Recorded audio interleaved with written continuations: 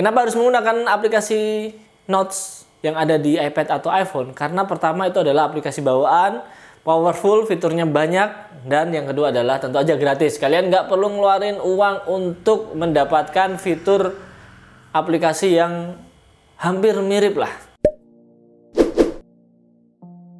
Sadar gak sadar, kita selalu meremehkan aplikasi bawaan dari Apple.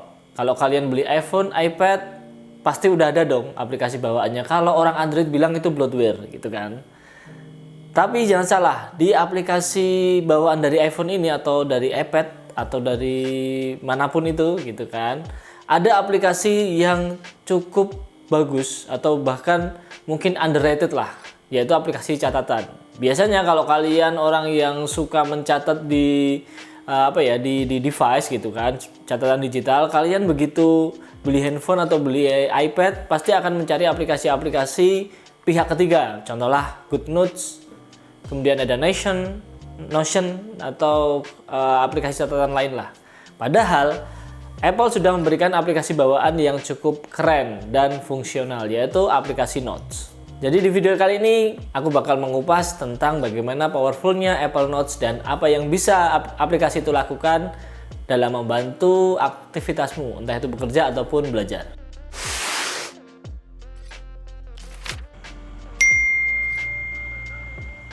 Nah, kebetulan Mas Anom lagi nge-share notes nih, kita cek. Ya, aplikasi Apple Notes ini bisa digunakan untuk kerja kolaborasi ya, seperti contohnya tadi saya dengan Mas Anom ya. Jadi kita bisa berkolaborasi membagikan catatan dari masing-masing device dan itu real time. Jadi kita bisa melihat apa yang teman kita lakukan, atau sebaliknya teman yang di sana, teman kita yang berbagi catatan tadi bisa melihat apa yang kita tulis secara real time. Ya mirip-mirip dengan Google Docs ataupun Microsoft Office 365. Dan di sini kita bisa melihat fitur lognya atau aktivitas yang pernah dilakukan. Ya contohnya seperti mengedit tulisan ataupun menyimpan ataupun highlight atau teks yang ketika kita tipu atau salah melakukan sesuatu, ada log-lognya di situ. Jadi kita bisa menghindari perdebatan siapa yang salah kayak gitu. Dan tentu aja karena Apple Notes ini adalah buatan Apple, kalian bisa berkolaborasinya dengan teman-teman kalian atau tim dari kantor kalian yang sama-sama menggunakan Apple device, entah itu iPhone, entah itu iPad, entah itu MacBook ataupun Mac Mini misalkan. Karena berada di ekosistem Apple, kita bisa melakukan share notes-nya ini menggunakan aplikasi iMessage dengan gampang ke teman-teman kita.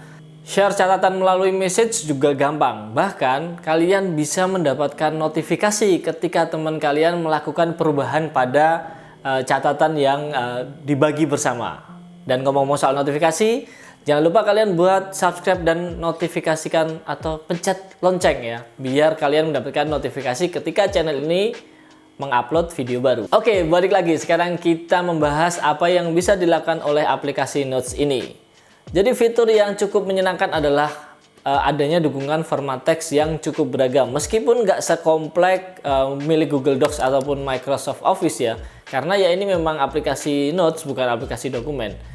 Nah, aplikasi ini memiliki format teks yang beragam. Kamu bisa memilih jenis teks, misalkan kayak kamu kasih judul, subheading, kemudian ada poin-poinnya. Sampai bahkan kamu kalau misalkan memberikan quotes juga bisa di situ. Ada juga checklist, bisa dipakai untuk misalkan belanja atau to-do list gitu kan.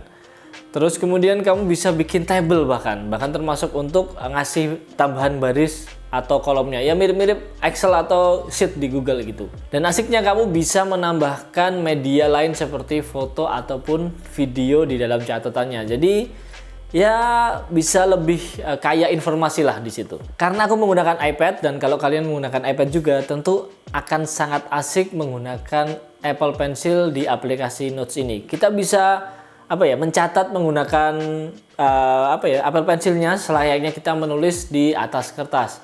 Kita bisa pilih apakah akan menampilkan outputnya itu sebagai catatan pensil biasa, jadi coret-coretan kayak gitu ya, atau mengubahnya otomatis menjadi teks dengan menggunakan fitur atau aplikasi dari Scribble. Itu bawaan ya, maksudnya kita bisa mengatur aja apakah tulisannya seperti tulisan kita misalkan, atau diubah menjadi tulisan font-font yang ada di Apple. Ya kalau saya karena tulisan tangan saya jelek, otomatis aku langsung ubah ke font yang yang font bawaannya iPad lah gitu. Sayangnya kalau kita menggunakan fitur Scribble tadi itu baru didukung atau Apple baru mendukungnya dengan format atau tulisan berbahasa Inggris. Jadi kalau kita nulis pakai bahasa selain itu atau misalkan bahasa Indonesia, biasanya nanti hasilnya kurang oke lah, atau bahkan mungkin tidak bisa gitu. Anyway, pilihan atau kalau kita menggunakan Apple Pencil, pilihan goresannya itu cukup beragam ya. Kita bisa mau memilih ala-ala kuas gitu, kaligrafi, atau misalkan pensil biasa, atau misalkan pulpen, dan kita bisa mengatur ketebalan dari goresannya itu, apakah tipis atau tebal gitu. Jadi enak. Terutama buat kalian yang memang tulisan tangannya bagus ya, menggunakan Apple Pencil di Apple Notes ini cukup bagus lah dan bisa terlihat rapi dan estetik. Ada fitur goresan, ada juga fitur untuk menghapus menggunakan Apple Pencil. Jadi kalau di Apple Pencil kalian tinggal tap gini ya, langsung akan berubah fungsi dari yang nulis menjadi penghapus. Dan fitur penghapus ini enak. Ada dua pilihan di sana. Jadi kita bisa menghapus per pixel yang kecil.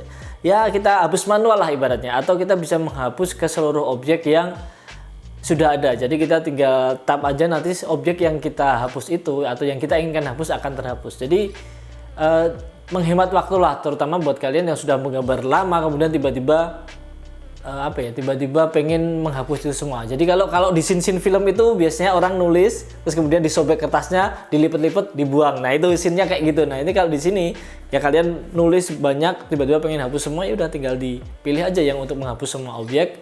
Nanti dengan sekali tap atau sekali gores itu semuanya akan terhapus. Menghemat waktu. Fitur lainnya adalah adanya fitur highlight di dalam teks. Jadi ini cukup menarik dan cukup penting, terutama buat kalian yang suka mencatat. Kalau kalian di dunia non digitalnya, kalian ingat ada stabilo nggak? Nah, kalau kalian masih mengalami stabilo, nah fungsi highlight ini mirip lah. Kita bisa meng-highlight beberapa kata atau beberapa paragraf yang dirasa penting di dalam aplikasi Notes ini. Bahkan kita bisa menandai atau menandai file PDF atau file-file PDF, konten-konten PDF di aplikasi Notes itu. Jadi enak, kita tinggal membuka file PDF di aplikasi Notes, kemudian kita menggunakan fitur highlight untuk meng-highlight semua hal-hal penting yang ada di sana. Itu menarik dan sangat berguna sih. Selain itu ada banyak fitur lain seperti penggaris, kemudian kita bisa menggambar bentuk. Jadi kalau misalnya kita mau menggambar lingkaran, kita nggak perlu manual gitu, atau misalkan kita manual bisa otomatis menjadi gambar lingkaran yang sempurna. Kemudian kita menggambar bentuk-bentuk lain, segitiga, persegi, dan segala macam, bahkan sampai bisa digunakan untuk menulis tanda tangan. Jadi enak kalau misalkan kalian mendapatkan salinan kontrak melalui dalam bentuk PDF misalkan, ya udah kita bisa tinggal tanda tangan di situ, kita kirimkan kembali. Jadi sangat-sangat praktis aplikasi Notes ini. Nah, ini serunya nih menggunakan aplikasi Notes. Kita nggak cuman bisa mencatat di sana menggunakan Apple Pencil ataupun keyboard aja. Kita bisa menggunakan suara. Bahkan ini lebih canggihnya lagi ya. Kalau fitur Scribble tadi kan cuma mendukung bahasa Inggris doang nih. Kalau aplikasi suara atau deteksi suara di aplikasi Notes ini sudah mendukung bahasa Indonesia. Jadi kita tinggal mencet logo mic-nya di situ, kemudian kita ngobrol aja, kita ngomong, nanti otomatis si Apple Notes ini akan mengubah suara kita menjadi teks di situ. Jadi ya itu sangat berguna, terutama buat kalian misalkan lagi mencatat nih, ada dosen nerangin pelajaran, atau misalkan bos lagi mimpin meeting, kita tinggal nyalain itu aja, nanti otomatis bisa menjadi tulisan voice to text-nya. Dan aku udah mencoba beberapa kali dan cukup maknyus lah. Jadi cukup tepat lah pendeteksinya. Bahkan bisa menerjemahkan simbol. Misalkan kita bilang titik gitu kan, itu nggak ada tulisannya TITIK nggak, tapi titik aja udah titik. Kemudian tanda tanya kayak gitu, itu juga tanda seru, itu juga si Apple Notes ini udah bisa mengkonversi suara itu menjadi sebuah simbol. Keren pokoknya. Nah, fitur menarik lainnya, dan ini cukup bermanfaat terutama buat kalian yang suka filing atau archiving, yaitu fitur hashtag. Nah, hashtag itu ya mirip-mirip dengan di media sosial lah yang dipopulerkan sama Twitter kan. Nah, di hashtag ini kita bisa ngasih hashtag di setiap catatan yang ada di Apple Notes. Misalkan kita lagi nulis tentang iPhone, aku misalkan bikin skrip tentang iPhone nih. Udah tinggal di catatannya itu, di terakhirnya itu kita atau di awalnya kita kasih hashtag iPhone.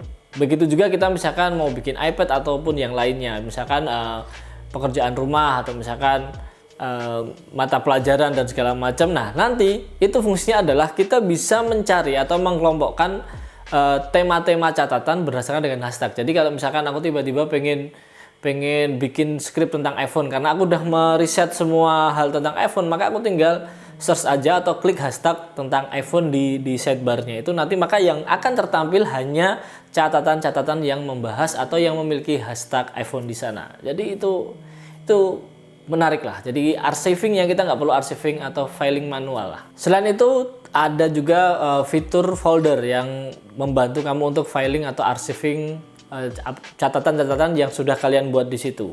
Di Apple ini kalau nggak salah ya, itu ada Apple mengizinkan hingga 5 subfolder di dalam satu folder. Jadi ada folder utama, kita bisa nge-sub sampai 5 tingkatan. Jadi itu kalian buat yang yang OCD banget lah, itu juga berguna kayak aku misalkan. Jadi misalkan kita bikin folder tentang kalau kalian terbiasa menggunakan Windows atau di File Explorer, ya mirip-mirip kayak gitulah. Revisi 1, revisi final lah, gitu-gitu terus sampai 5 tingkatan subfolder. Jadi kalau kalian menyembunyikan catatan rahasia juga bisa di situ. Apple menyadari bahwa kegiatan mencatat ini tidak bisa dianggap enteng. Makanya ketika meluncurkan update iOS beberapa tahun yang lalu lah, yang udah agak lama itu, si Apple ini memberikan fitur setting di aplikasi Notes-nya, yaitu kayak quick launcher gitulah. Kita tinggal swipe dari kanan, pojok kanan bawah, kemudian ke atas gitu kan, nanti akan ada aplikasi Notes yang masuk ke fitur quick notes. Jadi kita bisa mencatat catatan cepat lah di situ. Jadi ketika tiba-tiba bos lagi ngomong nih, kita tinggal buka gitu, nggak perlu kita tab aplikasi Notes, kita harus mencari-cari dulu terlalu lama. Kita tinggal geser aja dari pojok kanan bawah ke atas, kemudian nanti akan muncul aplikasi quick notes, tapi dalam mode quick notes gitu, tinggal kita mencatat. Nah, nanti kemudian kita bisa mengeditnya. Setelah selesai, kita bisa mengedit masuk melalui aplikasi Notes tersebut. Oke, dari penjelasan tadi bisa disimpulkan, atau aku bisa menyimpulkan bahwa aplikasi Notes ini nggak bisa dipandang enteng. Meskipun tampilannya sangat sederhana, emang karena seperti selembar kertas doang ya. Tapi fitur-fiturnya cukup canggih. Bahkan aku agak menyesal ketika